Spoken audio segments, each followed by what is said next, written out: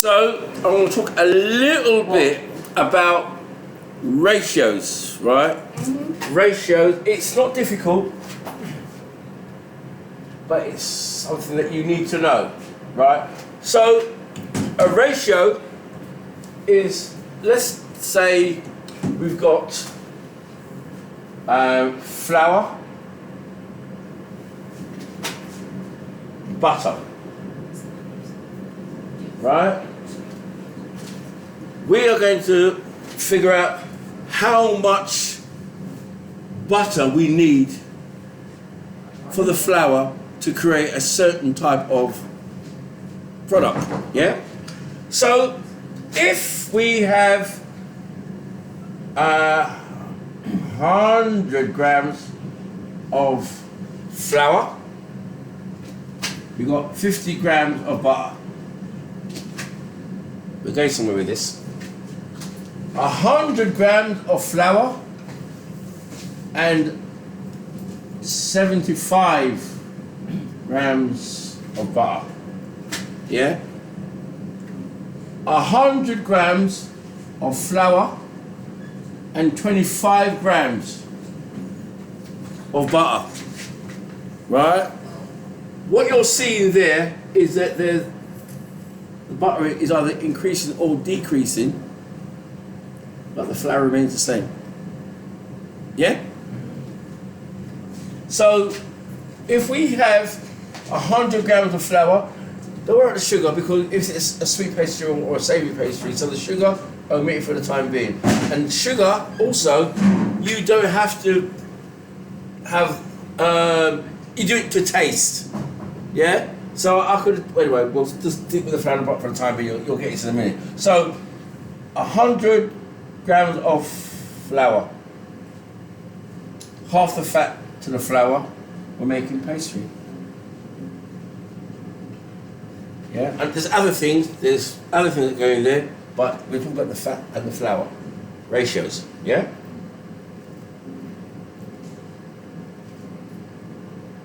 $100 grams of flour and 75 butter, we're making either shortbread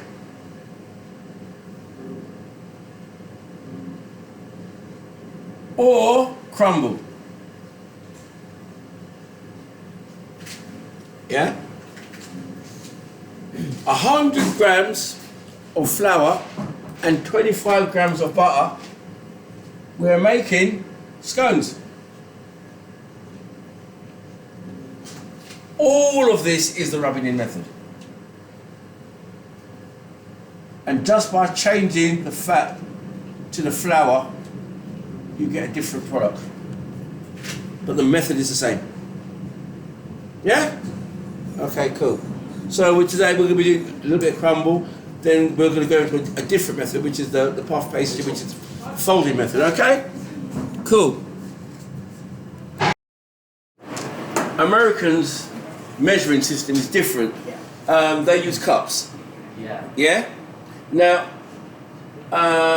sometimes you'll get 3 parts of this to 4 parts of that, and you're thinking, it sounds complicated. Yeah?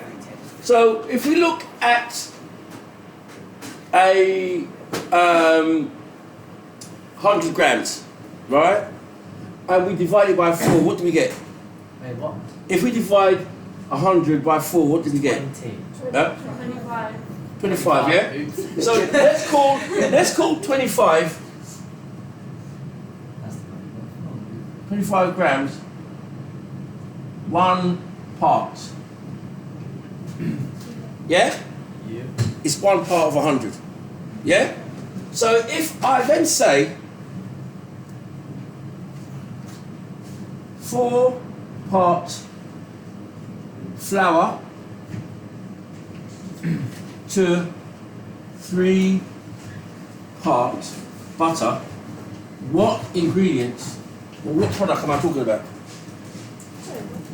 Right? What? If 25 grams is 1 part, Yeah. and the recipe says 4 part flour to 3 part butter, Oh, thank you, because as you can see, you'll see 3 25s in there and 4 25s in there. Yeah? Yeah. That makes sense to you? Yeah? Okay. Right. So, two different ways of dealing with ratios, and it is in that in itself is doing both things. It's embedding maths and English because of my spelling and everything like that. So you're getting it, yeah? You get it? Yeah. Cool. Right. So, the good thing about making a crumble is it's not as messy as making a pastry, right? Always dice the butter. It's always best to use cold butter. We are looking for a sandy texture. Now, because of the high content of butter in this particular recipe, if you keep on rubbing it, it's going to come together, and instead of having a crumble, you'll have a shortbread. Yeah? So you have got to know when to stop rubbing in. So you dice the butter, and the butter's cold. Always make sure the butter comes from the fridge. When you're doing a cake, excuse me, when you're doing sponge, take the butter out of the fridge so you can cream. Yeah? But when you're doing a pastry, keep the butter as cold and as hard as you can. Make sense? Yep. Okay, so here's my butter and my sugar and my flour. I'm just going to press it in first of all, and then I'm going to start to rub it in. And the butter and the flour and the sugar should form a sandy texture. Right? Once I form that sandy texture, I can then stop. If I continue, it's going to start to clump together and it will become a shortbread biscuit. You don't want that. So this is why we call it rubbing in. Just rub it together like that. Eh? How long do you think it would take? Well, it don't take long. Watch me and see how long it takes. You can time it if you like. You see what's happening? Yeah? There's my crumble. Right, I'm going to leave it on the table there, so you guys can go away, do the same thing. What? Right? Look how easy it was. Right? Yeah? Right? That's why I like making crumble. It's not messy. If I make it in pastry, once you add water to it, it gets all over your fingers and everywhere and stuff like that. But crumble, no problem. It's easy to make. Easy and not messy. In fact, it's so easy to make, it's not even worth buying the ready-made crumble in the packet you get in the supermarket.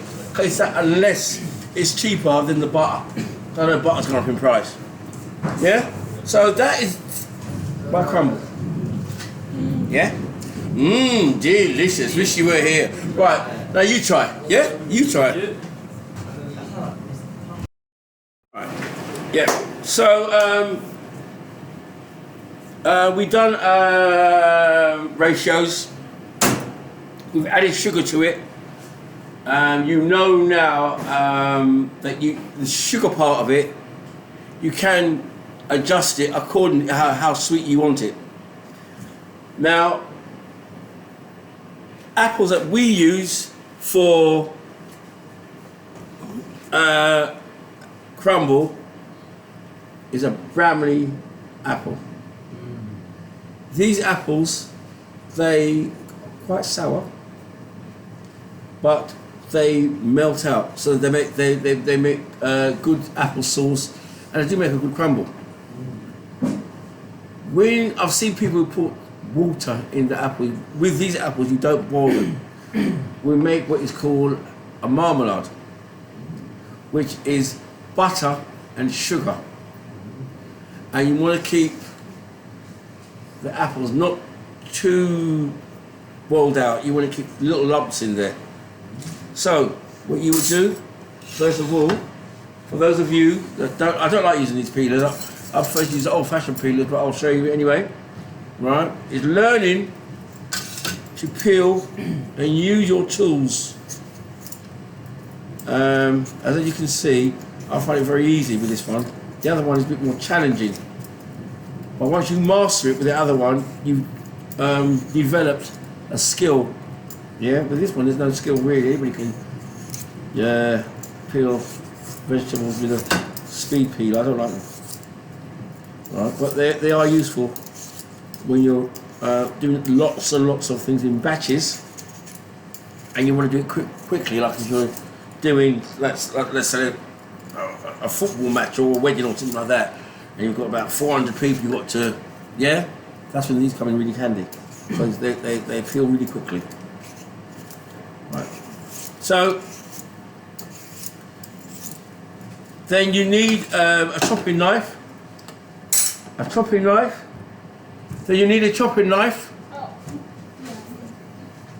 and a whiteboard. A whiteboard? A green board. A chef. Why am I using a green board? Tell me why. Because it's fruit. It's fruit. So fruits, you normally use a green board. Also, you can use a green board for herbs. Yeah?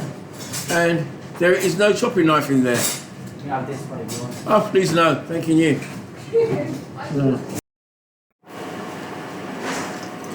The chopping board, green chopping board. I'm going to cut it like that.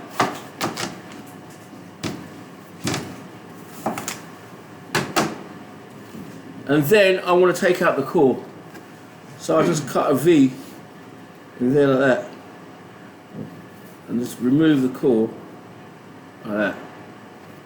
Go back in the water. What do I put in the water? Stops it going brown. Stops it going brown. Or stops it oxidizing. It's the air that touches the enzymes in the apple that turns it, oxidization, turns it going brown. Turns it brown. So you see what I'm doing there? Like that. Just cutting away. I can do it like that. And just cutting a V in there. What we know is how much wastage have I got? How much wastage have I got? Huh? How much wastage have I got? Minimum. Right? One of the things about being a chef is always minimum wastage, maximum product. Yeah? That is why we use these tools like the peeler. Because I can peel an apple with a small knife, but I'll take so much more apple off, yeah? And then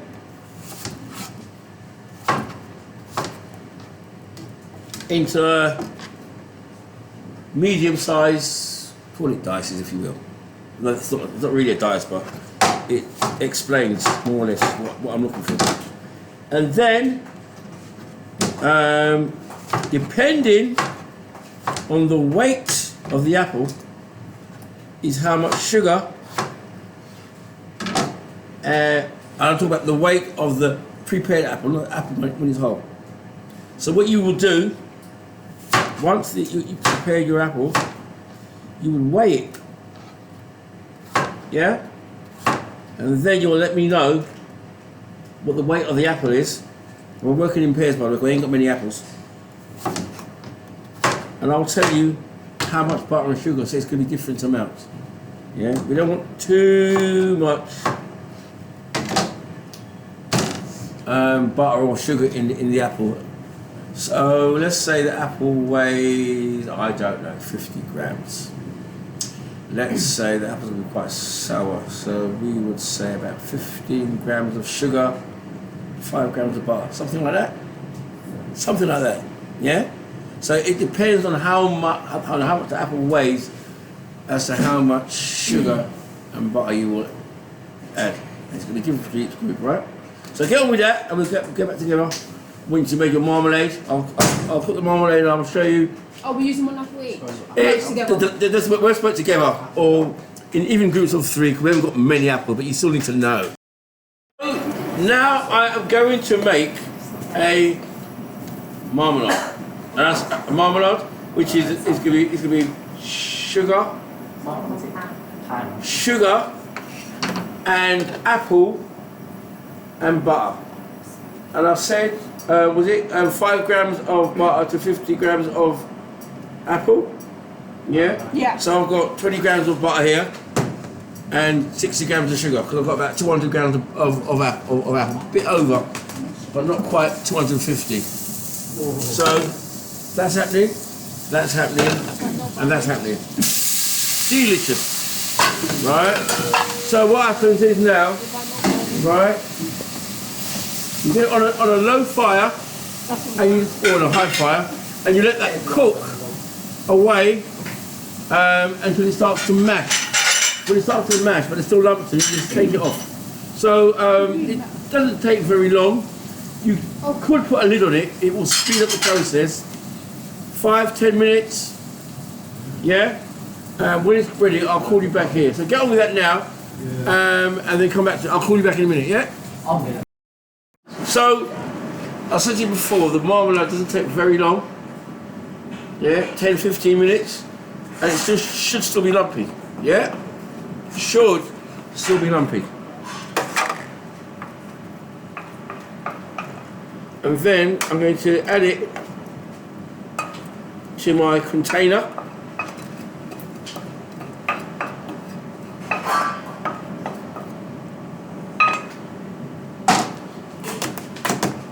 But there isn't a lot of apple in there. So for me, you might have to put your apples together. If you're working in pairs, you need about 200 grams of apple. Yeah? I'm just going to bark it out a little bit.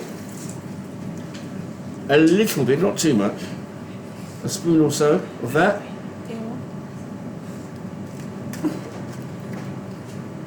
And then I can add my crumble to the mix. Like that. Don't press it down. 150 on your ovens, right? And let it cook till it's golden brown, and it will crack. When it's cracked, you'll see what I mean. I'll show you what I mean when it's cracked. Then it's cooked. Yeah. So you want the crumble at least 3/4. Sorry, the filling 3/4 of the container, so you can work in pairs. If you haven't got enough apple, for one person, you can work in pairs. And if we still ain't got enough, we can add a little bit of that, what I've done. But don't just add it because you see me do it. Add it because you haven't got enough. Okay?